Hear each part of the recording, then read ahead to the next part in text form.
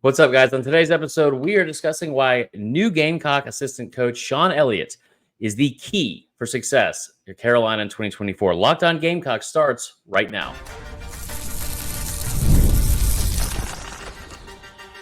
You are Locked On Gamecocks, your daily podcast on the South Carolina Gamecocks, part of the Locked On Podcast Network, your team every day.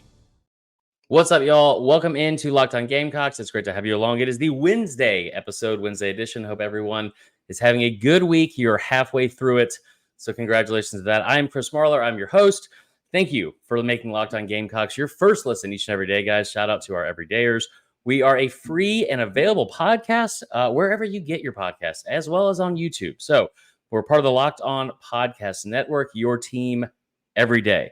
Also, today's episode is brought to you by our good friends at FanDuel, America's #1 sportsbook. As playoffs wind down, the sports stop sporting like we want them to. But I tell you what, y'all, this summer, FanDuel is hooking up all customers, every single one of you, with a boost or a bonus daily. That's right. There's something for everyone every day, all summer long. Visit FanDuel.com and add a big win to your summer bucket list. All right, let's jump into the show, guys. And today we've got a fun episode, and we're going to start right off the top with something that was brought up the other day, strangely enough, in the YouTube comments. And I thought it was a really good point. And so cheers to y'all on that. But we were talking about the biggest reasons for optimism in 2024. And I didn't bring this up. One of y'all did. So again, thank you.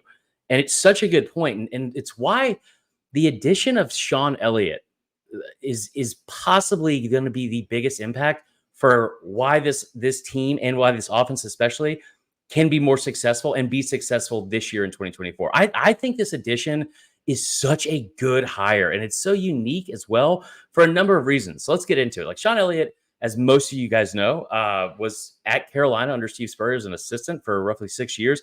He spent the last 7 years being the head coach at Georgia State. And let's be very clear here. He didn't get fired from Georgia State or leave in shame or anything like that. Man chose to leave his job at Georgia State and come be an assistant back here at South Carolina. I know there's a number of reasons for that. I honestly think it's something you're going to start seeing more of in college football because that's how demanding the schedule is for this job and for coaches. And I tell you what, the calendar for college football and recruiting and NIL and all that kind of stuff, it is very difficult. So I don't envy most of them. But I love the fact that Shawn Elliott came back to Columbia and is now going to be the run game coordinator and tight ends coach. And what he brings to the table is so multifaceted and so important and also so good. Just a wealth of knowledge and experience. Now, listen, you might not be familiar with what he did at Georgia State. I will say that we were all Georgia State fans at least once. It was most likely in September of 2019 when he upset Tennessee. What this guy brings to the table more than anything is, like I said, a wealth of knowledge and experience, coached multiple different positions, especially offensively. It's also a winning mentality that I think this program needs very much right now. And you talk about a man with 27 years of experience at coaching. 21 years of those 27, he's had a winning season. Made it to the postseason in 24 of those seasons. So I think that kind of mentality, if you're used to winning, you expect to win, you demand to win, and you demand the people around you to also demand to win. And I think that's something that's really, really important. The other part of it is intensity.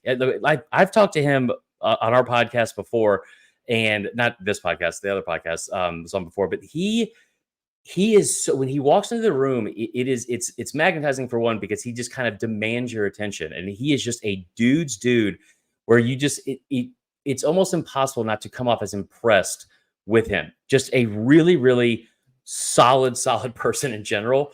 But a very intense and impressive dude as well. I tell you what, Shawn Elliott, his philosophy that he is going to bring to South Carolina, that I think is also going to be huge. Because listen, Dowell Loggins is obviously the offensive coordinator. You're going into year 2, and he is going to be the one, pulling the strings. His finger is going to be on the button. But it doesn't hurt to have somebody with like this kind of experience around you in a supporting role. And when you talk about like what he's going to bring to this role specifically in the run game, he is the run game coordinator, right? You look at what he did and his offenses did at Georgia State. And I understand it's Georgia State, and that's a G5 school and whatever. But they average over 214 yards rushing per game in the last 5 seasons. That's top 20 in the country. You had one of the better rushing attacks in the entire country over the last 5 seasons. Not a flash in the pan, just consistently good. When he first got there, immediate improvement in the run game. And you talk about a program that needs it, it's South Carolina. It is definitely South Carolina. Like you talk about last year, like you finished dead last in the SEC in rush yards per game. You had under 100 yards per game rushing. You finished under 3 yards per carry in each of the last 3 seasons. It's just kind of unacceptable. I brought up the 214 yards per game that you had at Georgia State. South Carolina hasn't had 200 yards rushing per game in any season since 2010. Any season. It's like you have finished in the SEC 10th or worse in 7 of the last 8 seasons in yards per carry. 7 of the last 8. And the only year you didn't, the outlier, is when you had Kevin Harris, who was the second leading rusher in the SEC, and you were still only 7th. So it's an area that could really, really use a lot of improvement. And I think it's something, when you talk about, again, consistency, that he's going to be able to bring. Those offenses at Georgia State with an emphasis on the run game. You were top 15 nationally for 3 of the last 4 years going into last season. There's just a lot to like. And I tell you what, when you look at, like, if you don't want to take seriously what he did at Georgia State, because it's a G5 school, it's not the same as the SEC, fine. Then let's just go back to a better example then of when he was in this exact role at the University of South Carolina. When he first started under Steve Spurrier, 2010 and 2011, he was the run game coordinator then. Now, obviously, you had Lattimore as your back, and that's great. But what was most impressive to me, and what honestly makes me most excited about what he's going to be able to do with what he has in place right now, you look at those offenses in 2010 and 2011, right? Obviously, you had Lattimore. But the second leading rusher on both those teams, specifically for touchdowns scored in the run game, was your quarterback. Steven Garcia did it in 2010. And then you look at 2011, your second leading rusher overall with over 500 yards rushing and then also 8 rushing touchdowns was Connor Shaw. Why does that excite me? I love both those dudes. I love Steven to death. Steven Garcia is not the same kind of athlete that he's going to have with LaNorris Sellers and Robbie Ashford. So I love the fact that, like, if that was something that was an emphasis already, what is he going to be able to do with an athlete like LaNorris Sellers? What's he going to do with just like an additional piece and get creative with a guy like Robbie Ashford? Now, again, this is Dowell Loggins' offense. We all know that. But I get excited with the thing about, like, the possibility of the new emphasis that you should be able to have in place. And listen, we haven't even got to the part about the running backs. You've got maybe your best group, if healthy, your best group of running backs from a depth standpoint that you've had in a while. And I just think that's very important. I think it's very important. From a scoring perspective, I told you, like, they averaged 20 touchdowns or more, like, on the ground in all 7 of the last 7 seasons he was in Georgia State, or at Georgia State. I mean, I just think that there is a lot to like here. It's a guy that just brings so much to the table. And it's also a guy that has already been here before, and it matters to him. So I think once you have that kind of attitude, it's kind of infectious. And that's what, like, we all want, right? Like it matters to all of us. It matters to the fans. It matters to everyone else. Like, we want it to matter to these guys as well. And I can tell you, this guy is a passionate and intense coach that can bring so much to, like, this offense that was lacking a year ago. So I'm very excited to see how that goes. I'm looking over my notes here, but to make sure I didn't leave out any of the stats that I wrote down on the latest deep dive. I will say this, going back to what I said about the 214 yards per game, just to put that in perspective. I mean, Carolina not only hasn't had over 200 yards rushing per game in a season since 2010, but during that same time, they averaged around 131 yards per game rushing, which is, over 80 yards less. And I understand different leagues, different offensive philosophies, whatever. But it's a guy that brings so much to the table, and in a spot that you need, and you need immediately. And I'll tell you what, another one too that we don't talk a lot about. Let me get a Celsius break and just the seating here. Another one is your offensive analyst with Mike Shula. I understand that Mike Shula doesn't have the most memorable or stellar head coaching career in the SEC when he was at Alabama. But again, you want to talk about a guy that's just has a wealth of knowledge and experience at the highest level, right? Offensive coordinator for years in the NFL, quarterbacks coach for years in the NFL. And, with some pretty good offenses, right? Not in Carolina anymore, probably for the best, considering the way that franchise is. No offense, Panthers fans. But man, when he was the OC there from 2013 to 2017, you could argue that was some of the best stretch of years they've ever had there. So I think that those two guys and the experience they bring to the table, the experience they're going to bring to those meeting rooms and every single game planning session, all that. Dowell Loggins is your coordinator. He is going to be calling plays. All that is great. But it does not hurt to have this amount of support, in very, very good veteran leadership, all those buzzwords, that level of support around you as well. And I think the two things I know that'll be true with both of those guys, Mike Shula and also with Shawn Elliott, those are confident, I don't want to say overconfident, but they have a lot of experience, but they also are not going to overstep because they understand their roles and they are team players. And I think that's one of the biggest things. You saw how that could be an issue at places like Texas A&M, right? We've seen it at Auburn, places like that. Love the fact that they have guys in place who are there to be a part of the team and are going to help this team as well. So Shawn Elliott, man, when you look back at 2024, if it was successful, I really think that the addition of him to this coaching staff could be the biggest reason why offensively. So that is all for segment one. In the next segment, we are going to talk to some of y'all and answer some questions you guys submitted on social media, talking about the deepest position units, breakout players on offense, and more. But first, I want to give a shout out to our good friends at FanDuel. Again, I love sports, y'all. I love sports, obviously. I love them so much. I honestly never want them to stop. And as the playoffs are over now, there's no NBA, there's no NHL. It's just baseball. Just baseball. Or if you're a degenerate, you're all over Wimbledon and the early morning action, which I'm not judging. Okay, it's not a degenerate. You're just dedicated. That's what I like to say. But the sports aren't sportsing like we want them to necessarily. Regardless of that, FanDuel lets me keep the sports going whenever I want. All I have to do is open the app, dream up any bets that I want to make anytime I'm in the mood, and FanDuel will make that happen. And this summer, FanDuel is hooking up all customers with a boost or a bonus daily. That's right. There's something for everyone all day, all summer long. So head over to FanDuel.com. Start making the most of your summer. FanDuel, the official sports betting partner of Major League Baseball.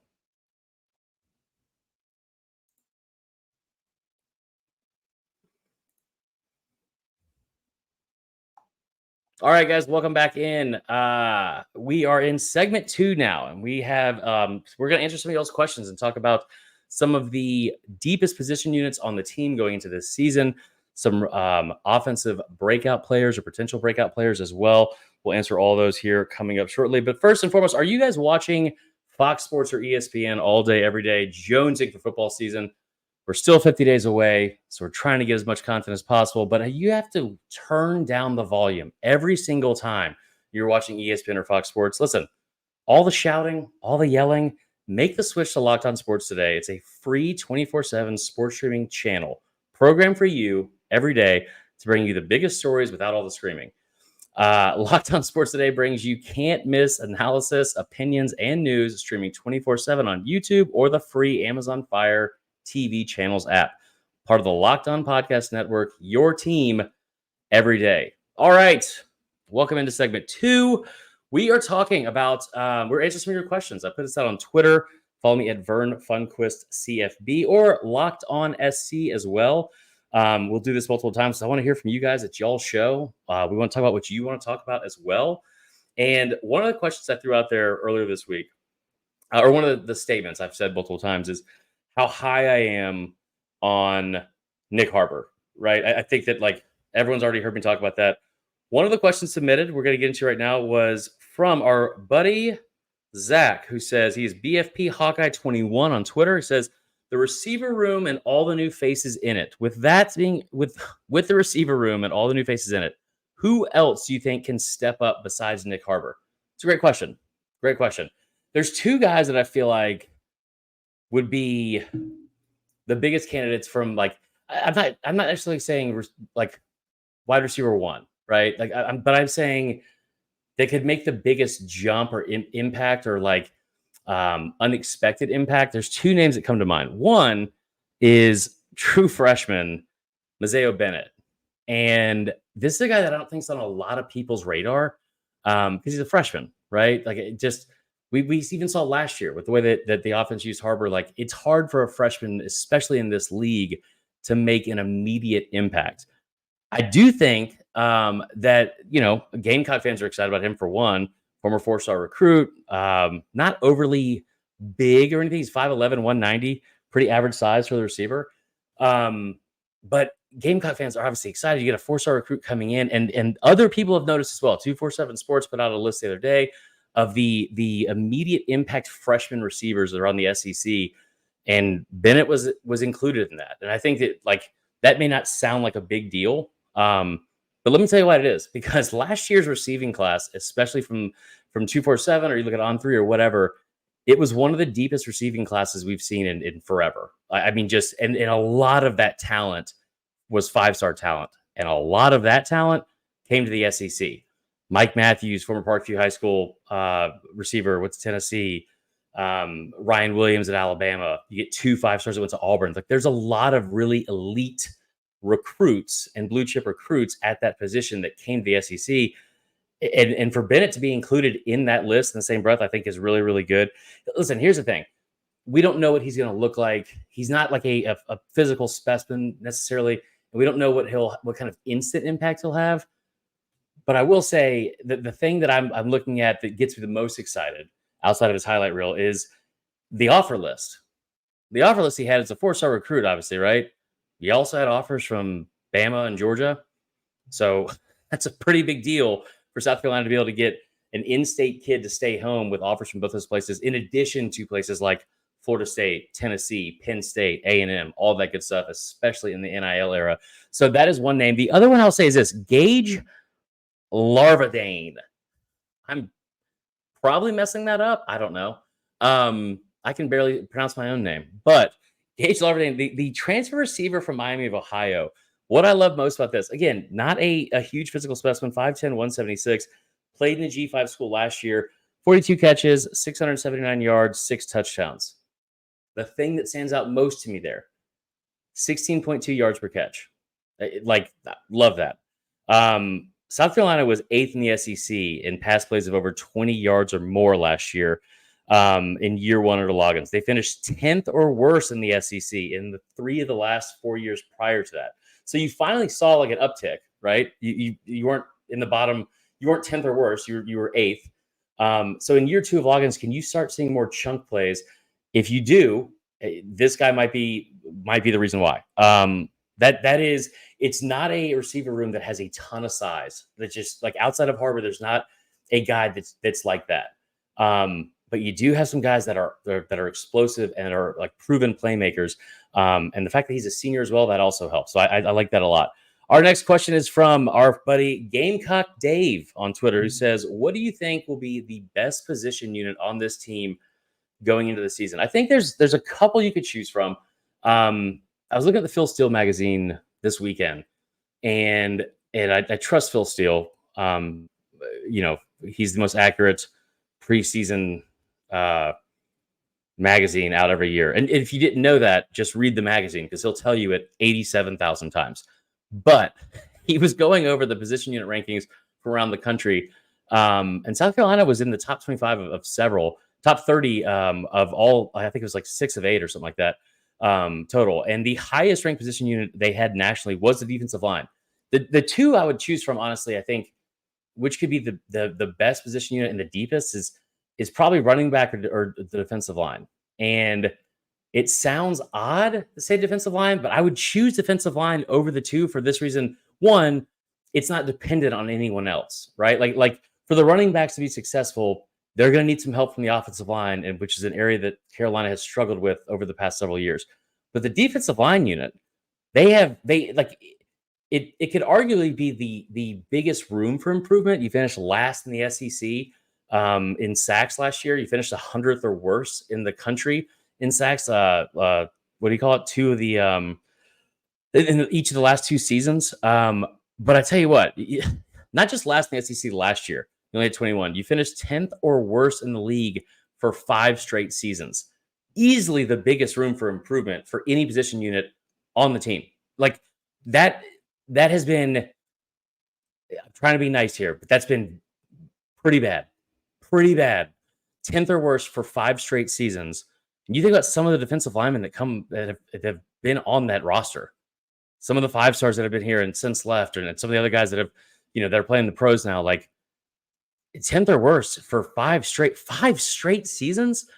That's got to improve. And I think it will this year. And I don't know about from a depth standpoint, but I tell you what, from the front 4 and the guys that I think will have the biggest impact, first off, Huntley, Hemingway, and Kyle Kennard, the transfer from Georgia Tech, all of them are seniors with over 50 career starts combined. Love that. Love the experience there. Compound that or combine that with 5-star Dylan Stewart off the edge as a freshman. You have a recipe for success there. So I think that is a position unit for me that maybe best is the best way to put it, but it will be the most improved possibly from last year to this year. And that's saying something because the defensive backs have a lot to improve, and they are also going to be very deep as well. But I think that from a defensive standpoint, like again, all 3 units at every level, defensive line, linebacker, secondary, all 3 ranked in the top 30 nationally as a position unit. I just think that this one could be the best because you brought in some good transfer players. You have a legit 5-star off the edge. And that is one of the most important positions in all of football. So love that as well. All right. Our last question here was, what is your favorite tailgate food and beverage of choice on game days? Beverage of choice. That would probably be beer or if it gets cold, bourbon, for sure. Not a big bourbon and Coke guy. I will say that. That's not for me. I hate to sound like a child, but I love Fireball as well. Yeah, all those. Food-wise, I tell you what, there's just like when I see someone bring a Chick-fil-A tender platter to a tailgate, few things excite me more. That is a fantastic addition to the game day tailgate. That's for me. I tell you what, I used to love doing. This is probably 15 years ago when I was much younger, my metabolism worked. There was like a game day like platter or bucket or something from Zesto's with fried chicken. I grew up in Atlanta, and Zesto's was like a staple for us. And I was a big fan of that on game days. But yeah, those are my favorites most likely, I would say. If you need a PG answer, I'll say Dr. Pepper as well. So yeah, and also water, guys. Stay hydrated out there. Because again, Willie B it is the hottest place on earth for sure. Anyway, that would be my answer. Listen, that is all for segment 2. In the third and final segment, we are going to, for the second day in a row, slander Clemson with the latest news about them potentially joining the SEC. Spoiler alert, it's not going to happen. All right, that's up next. All right, quick swig, and we are back. Listen, we're going to close today's show. It's been a fun one. I appreciate all y'all's input. And sending in suggestions and things like that. I hope you enjoyed the answers. If you didn't, let me know in the comments why. I appreciate any feedback. And like I said, we're just chomping at the bit to do as much content as possible as we're 50 days away now from the season starting. So last thing we're going to talk about today. Yesterday, we made fun of Clemson and their just inability to just not be cringe. Just be normal. Just be normal for once, and it will never happen. But Clemson today, more slander coming. Rumors have been swirling, obviously, for a while. The ACC is inevitably going to collapse. I don't think that's news to anybody here. The ACC is going to probably collapse at some point in the near future. Florida State is ready to leave, for a number of reasons, and they have been actively trying to do that. Clemson, I don't think it's been as active, but they have been the breadwinner for that for that conference for quite some time. I think that Clemson has probably overvalued themselves a little bit in terms of their desire to leave, because I think that they are under the assumption that they're going to be wanted by any conference because of how good their football team was for a 5-year span 5 years ago. You're finding out more and more that that's not the case. That's not going to happen. Greg Swaim, long-time radio guy, broke the news today saying the following. He said, as we've said for a year, FSU and Clemson will not get a Big Ten offer due to neither being AAU accredited. Swaim prefaced before saying, but from Vegas, the talk is that the SEC has now turned down the pair as well. With new sponsorship, the Big 12 probably won't pay quite what the other two will, but with those two, they'll pay double what the ACC does. Now, listen, I should have been more professional on this in general, for one. But no, and looked up exactly what the ACC is paying them. I know that it's not much. And the contract that these people got into with the ACC network, especially, it is like New York Mets and Bobby Bonilla levels of awful. Like it's so long. It doesn't end until like 2035. And it's so much. Like the buyout you heard last year. They originally told FSU they were going to pay over $520 million for, like, to buy their way out of the contract. And you're looking at your FSU and you're like, we're around a bunch of idiots here. We just went undefeated and we're so like disrespected as a conference that we are not gonna, like, we couldn't make the playoff. I understand the quarterback situation, but still, it's like, my gosh. And so it is such a top heavy conference that's so, outside of Clemson for a couple of years, irrelevant on a national stage. And I understand that Florida State, they had, that one outlier in 2013, but like there has not been an ACC team that has, outside of Clemson, for 5 years. That's it. And those days are gone. Like, those days are over. There's just no staying power or relevance with the entire conference. So both of them trying to leave makes sense. I'm not shocked that the Big Ten turned them down. I do love the fact that I think that Florida and South Carolina probably have, they probably gave us a thumbs down.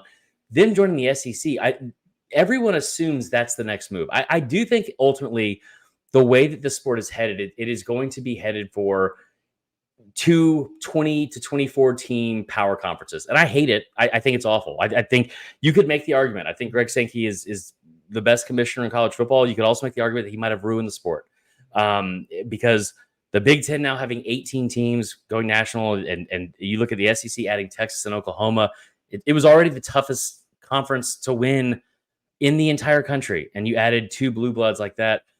The thing that I think we don't understand or don't talk enough about what really changed the landscape of the future is what Brett Yormark did as the Big 12 commissioner, because you were in a situation 2 years ago where the Pac-12 and the Big 12 and the ACC were all just kind of sitting here like, what are we going to do?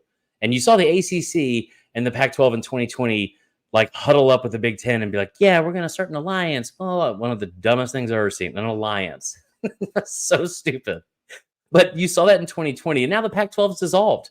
And I think it's a feather in your cap if you're Brett Yormark for what you've been able to do with the Big 12. But what he's also done, because he made himself the third most relevant conference in terms of staying power. Because in a time when the ACC is going to collapse, and a time when somebody like the Pac-12 has already collapsed, he made sure that was not going to happen to the Big 12, because he went out and he added 4 teams. But the 4 teams he added were BYU, Cincinnati, Houston, and UCF. Not exactly a ton of blue blood relevance there. So, that has really been a fly in the ointment for any hope that you were going to be able to keep 4 conferences. And then the Big Ten adding 18 teams. So, what ideally you could have done was just had 4 16-team conferences is what you should have done all along. They didn't do that. The Big 12 is partially to blame. And that is apparently where now you might see Clemson and Florida State end up, which I kind of feel like makes the most sense. I tell you what, stay out of the SEC. We're full. We don't need either of these schools here. I can watch Clemson go 8-4 in a different conference. Don't care. Don't need to see you do it here in the SEC.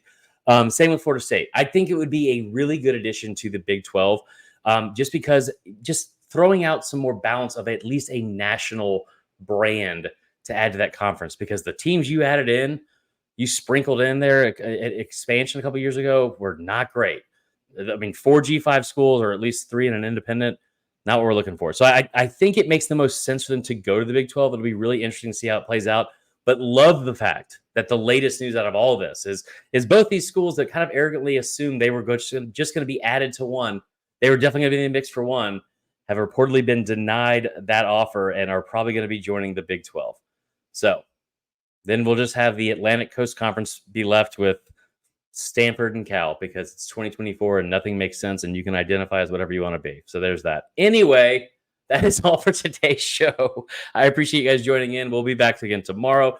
Listen, Locked On has launched the first ever national sports 24/7 streaming channel on YouTube, and now it's available on Amazon Fire TV and the free Fire TV channels app as well.